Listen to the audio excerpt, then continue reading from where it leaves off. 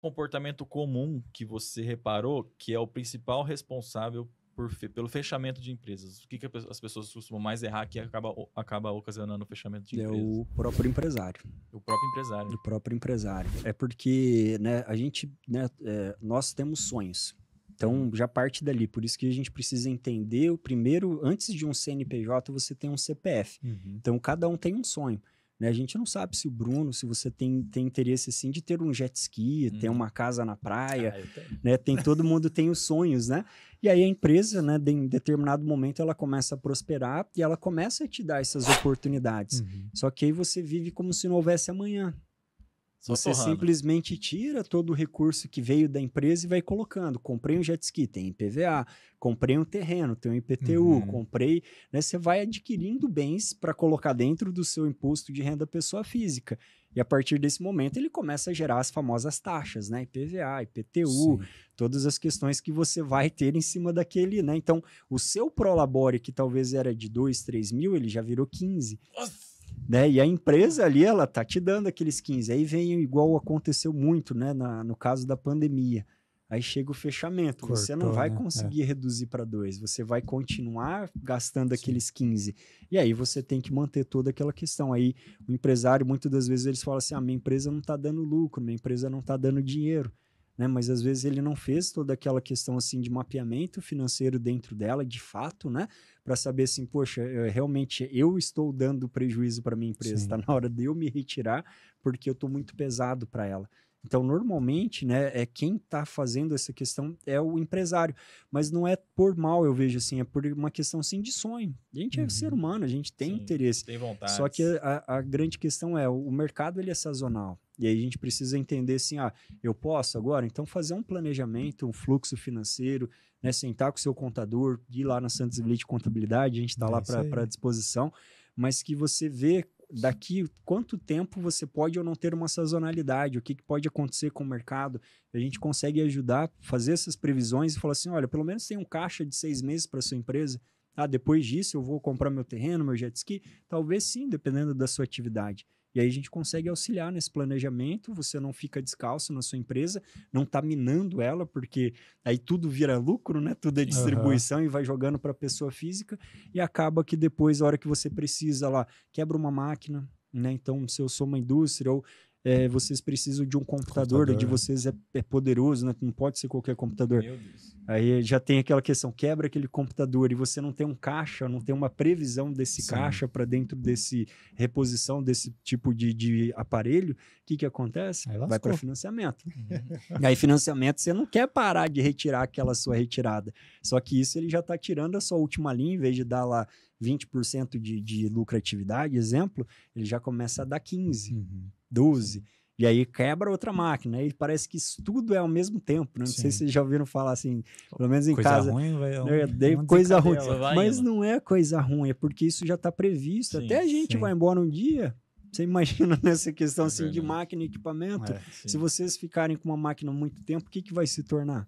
Vai estragando, com certeza. Obsoleto. Sim. Você... Não, eu ia puxar assim... É que eu tenho uma pergunta, nada a ver com o assunto que tá agora. Não, então pera aí, então. Não, Zero, pode soltar. Não, mas só solta. Pode soltar, depois eu volto. Aqui é bate-papo de bar, pai. Não, Só falta bem. breja aqui. Isso aqui é vodka, pessoal. A questão, assim, que eu acho que muitas pessoas têm dúvida, na questão do imposto de renda pessoa física, né? Não é tão desvinculado com o que você falou, né? Mas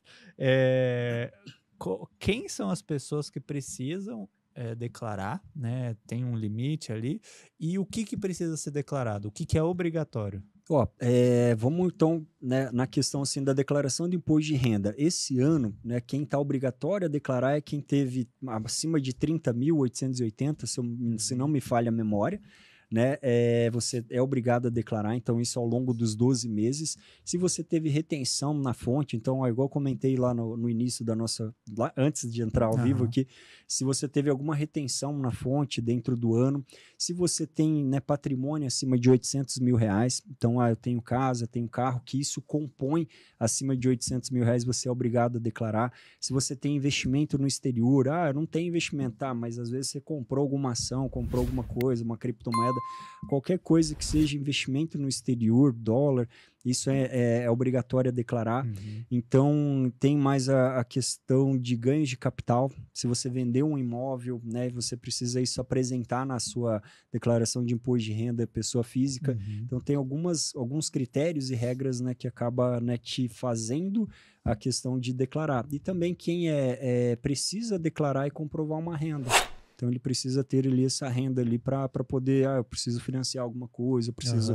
Né, daí é uma opção de você declarar aquela renda que você está recebendo como autônomo. Perfeito. Daí você tem essa opção. Top. Pronto. Nada a ver com quem está conversando. Não, mas era bem... contabilidade. Na verdade, é bem cheio, tá louco, né? Não, é bem cheio. Tá tudo Antes da gente entrar nesse papo filosófico aí do Bruno, você chegou a mencionar que uma empresa tem que ter ali, no mínimo... uns 6 meses de caixa ali, certo? Esse é o perfeito. Perfeito. Mundo maravilhoso, né? Assim, cara, esse é um mundo maravilhoso. Aí eu queria aproveitar esse assunto para você... Claro que não precisa passar todo o seu serviço aqui, mas deixa algumas dicas, assim, que as empresas... Alguns cuidados financeiros que as empresas precisam ter para que elas consigam se manter numa possível crise, numa possível pandemia, para que, assim, elas se resguardem, né? Tenham ali um bolsinho cheio para caso algo de ruim aconteça. Sim. Uma das primeiras questões, assim, se eu pudesse sugerir, começa a entender os seus custos.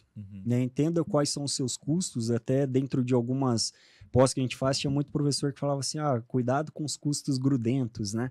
E ali, às vezes, você tem algum custo grudento, assim, tem o Spotify e o Deezer. Então, para que você tem os dois, né? Então, um é um custo grudento que talvez você não tenha necessidade. E aí, esses custos acabam se minando, por mais que Então, cada R$1 é R$1, né? E dinheiro não leva desaforo. Então, a primeira questão, assim, cuide bem, trate bem dele, né? Honre ele para ele poder para frutificar dentro da sua empresa, e isso ele pode te dar ali seu jet ski, pode te dar suas coisas lá. Então, cuide muito bem da parte dos seus custos, né?